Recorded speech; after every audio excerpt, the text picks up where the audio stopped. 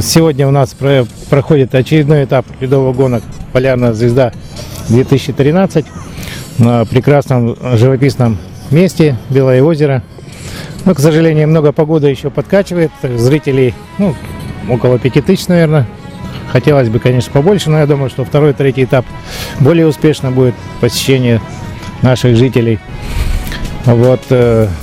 Сегодня у нас участвует 25 гонщиков. К сожалению, большому сожалению, Благовещенск не приехал. На последнем этапе попереломались. Но я думаю, может, ко второму, третьему потянутся. Вот. Новичок один у нас, я имею в виду приезжий, это гонщик из Нерюнгри, Максим Машков.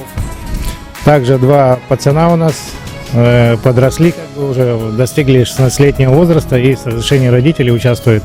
Пока в классе «Лада Стандарт». Компания «Волосохраннефтегазсбыт» уже на протяжении второго десятилетия является постоянным и бессменным партнером и спонсором ледовых гонок Федерации автомотоспорта.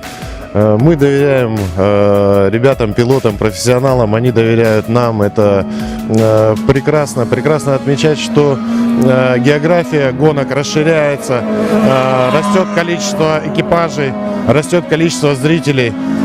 Сам по себе спорт – это спорт мужественных людей.